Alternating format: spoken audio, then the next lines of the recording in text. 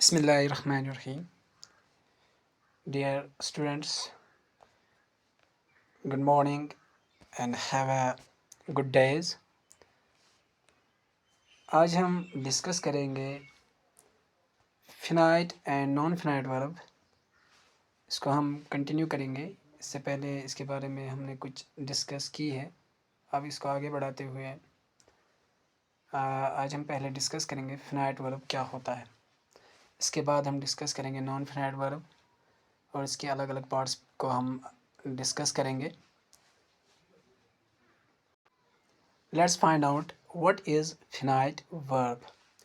Finite verb क्या होता है. फिनाइट वर्ब वो होता है जिसके पीछे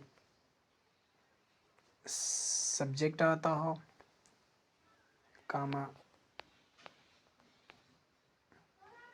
टाइम आता हो, फिर इसके बाद ऐसा वर्ब आता हो जिसमें एक्शन या स्टेट पाई जाती हो. ठीक है ना. ये तो खैर वर्ब की डेफिनेशन भी है, जिसमें एक्शन और स्टेट पाई जाती हो. अगर एक्शन और स्टेट के बावजूद ये एग्री करता हो, यानी इसके पीछे एग्री में बताऊंगा अभी क्या होता है एग्री, सब्जेक्ट और टाइम हो. ठीक है ना. इससे पहले मैं आगे जाऊँ, मैं आपको ये समझाने की कोशिश करूँगा ये एग्री क्या होता है. फॉर एग्ज़ाम्पल, अगर मैं एक मिसाल लूँ, इधर मैं ऐसा लिखता हूँ, ही ईट्स. तो आपको पता होना चाहिए ये जो ईट्स में ईएस आ गया, ये कहाँ से आ गया. इसका मतलब ये होता है कि ये जो ही है ये सिंगुलर सब्जेक्ट है, सिंगुलर सब्जेक्ट है. तो इसका मतलब ये हुआ कि ये जो ईट्स है इसको अपने सब्जेक्ट के साथ एग्री होना चाहिए. एग्री का मतलब ये हुआ अगर ये सिंगुलर हो इसको भी सिंगुलर होना चाहिए. वर्ब को सिंगुलर बनाने के लिए हम ई एस जोड़ते हैं, इसी को कहते हैं एग्री. इसका मतलब फिनाइट वर्ब वो वर्ब होता है जो अपने सब्जेक्ट और टाइम से एग्री करे. मतलब अगर सब्जेक्ट सिंगुलर हो, टाइम भी सिंगुलर होना चाहिए और वर्ब भी सिंगुलर होना चाहिए. एक और एग्जाम्पल के ज़रिए से मैं यहाँ समझाने की कोशिश करूँगा. जैसे मैं लिखूँ इधर, सॉरी, ही इज़ ईटिंग. तो इसमें देखो इज़ आ गया. क्यों आ गया? क्योंकि ये सिंगुलर है, ये भी सिंगुलर है. तो इसका मतलब खैर ये जो कंटिन्यूस वर्ब होते हैं इसमें आईएनजी कॉमन होता है, लेकिन यहाँ देखो ये ही और इज़ आपस में एग्री करते हैं, यानी ये भी सिंगुलर है, ये भी सिंगुलर है. इसको कहते हैं उर्दू में या अरबी में फ़ेल फ़ाइल की मुताबिकत. एक और एग्जांपल से मैं समझाने की कोशिश करूँगा. अगर मैं लूँ इधर, ही हैज़ ईटन.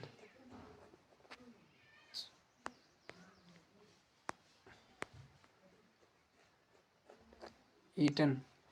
तो यहाँ हैज़ आया या ही आया, इसका मतलब ये भी सिंगुलर है, ये भी सिंगुलर है, लेकिन ये परफेक्ट टेंस है, परफेक्ट टाइम है. ये अपने बाद वर्ब में थर्ड फॉर्म डालता है, थर्ड फॉर्म बनाता है इसको. ठीक है ना. तो ईट में मैंने ई एन इसलिए जोड़ा ताकि इसके पहले हैज़ आ गया, जिसकी वजह से ये इससे एग्री करता है, मुताबिकत करता है. मतलब जहाँ भी हैज़ हैड आ जाएगा, इसके बाद जो वर्ब आता है वो थर्ड फॉर्म आती है. इसको पार्टिसिपल बोलते हैं. इस तरह के वर्ब को हम पार्टिसिपल या परफेक्ट पार्टिसिपल बोलते हैं. सॉरी, परफेक्ट पार्टिसिपल यानी थर्ड फॉर्म ऑफ वर्ब. ये इस वजह से हुआ क्योंकि इसमें हैज़ है. अब एक और एग्जांपल ले लो. अगर मैं लिखूं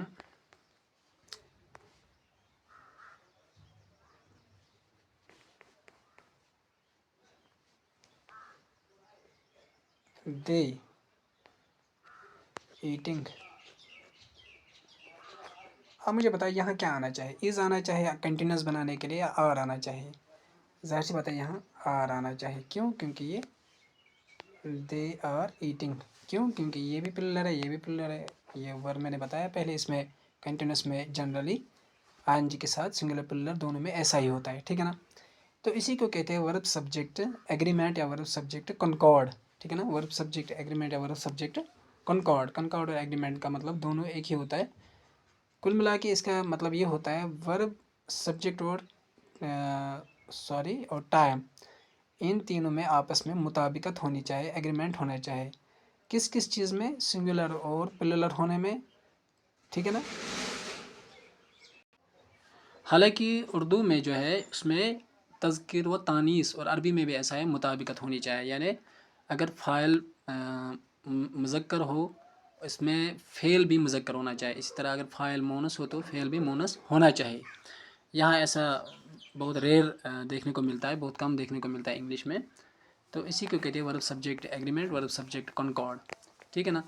तो ऐसे वर्ब को हम फिनाइट वर्ब कहते हैं। अब अगर फिनाइट वर्ब की डेफिनेशन हम कहेंगे तो हम कहेंगे सिंपल वर्ड्स में, फिनाइट वर्ब ऐसा वर्ब होता है, finite verb is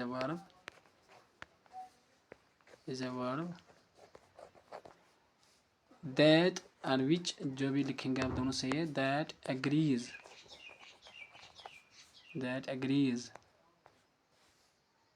with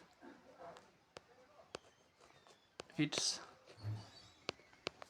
subject and time, time, ठीक है ना। फिनाइट वर्ब ऐसा वर्ब होता है जो एग्री करता है अपने सब्जेक्ट के साथ और टाइम के साथ। मतलब अगर सब्जेक्ट सिंगुलर हो, टाइम भी सिंगुलर होगा और वर्ब भी सिंगुलर होगा। तो नॉन फिनाइट वर्ब क्या होगा? नॉन का मतलब होता है नॉट, फिनाइट मीन्स फिनाइट, जो ऐसा नहीं होगा। मतलब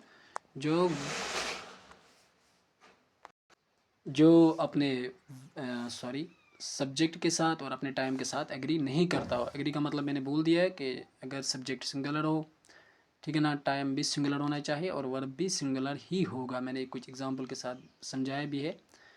अगर नहीं समझ में आ गया होगा तो आगे और एग्जांपल के ज़रिए से हम समझाने की कोशिश करेंगे।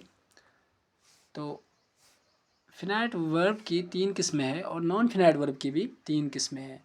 कुछ कुछ जगह पे कोई 4 भी मानता है। चलिए पहले हम 3 को डिस्कस करेंगे और बाद में बताएंगे चौथी कौन सी किस्म है इसकी, जो लोग इसको डिस्कस करते हैं। तो पहले हम फिनाइट वर्ब को डिस्कस करेंगे। चलिए इसके लिए हम अलग से वीडियो बनाएंगे यहाँ थोड़ा सा, ताकि आपके दिमाग में रहे। फिनाइट वर्ब को ही सिर्फ डिस्कस करेंगे, नॉन फिनाइट वर्ब के लिए हम अलग से वीडियो बनाएंगे। जैसे अगर मैं लिखूँ आई ईट,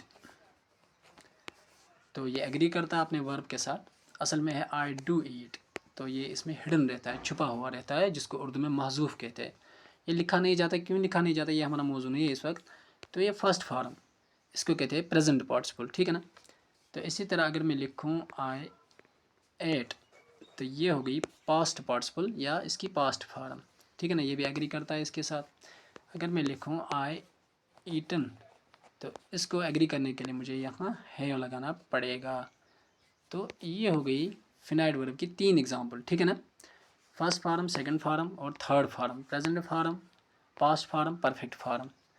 present participle, past participle, perfect participle, ये तीनों वर्ब एग्री करते हैं अपने सब्जेक्ट, टाइम और वर्ब के साथ, ठीक है ना। यहाँ आप आई डिड भी लिख सकते हैं, लेकिन क्योंकि यहाँ सेकंड फॉर्म मैंने लाया है, या इसको छुपा हुआ रखा जाता है, जिसको मैंने महजूब बोला है, इस वजह से सेकंड फॉर्म ऑफ वर्ब आ गई एट, ठीक है ना। असल में आई डिड एट है, तो इसमें टाइम जो है पास्ट है, तो इसको छुपा हुआ रखा जाता है, ठीक।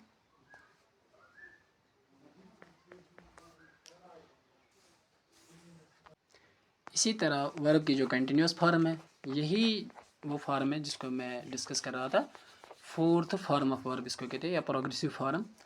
तो ये भी अगर एग्री करे, जैसे मैं यहाँ लिखूँ ईटिंग, अगर इसके पीछे सब्जेक्ट हो, जैसे आई एम ईटिंग, ठीक है ना, और टाइम हो, तो इस वक्त ये भी फिनाइट वर्ब कहलाता है, ठीक है ना। यही 4 फॉर्म नॉन फिनाइट वर्ब में भी आती है। तो इस वक्त ये कैसे फंक्शन करते हैं हम अलग वीडियो में डिस्कस करेंगे इंशाल्लाह। आप हमारे वीडियो को शेयर करेंगे ताकि हमें मोटिवेशन मिले, और अगर हमसे मतलब कई जगह आपको नहीं समझ में आ रहा हो, या आपको लग रहा है कि हमने किसी जगह पे मिस्टेक की है, आप कमेंट में ज़रूर इस चीज़ को डिस्कस करेंगे। इंशाल्लाह नेक्स्ट वीडियो में हम इस चीज़ को डिस्कस भी करेंगे और इसको सही बताने की कोशिश भी करेंगे। Thank you, stay bless.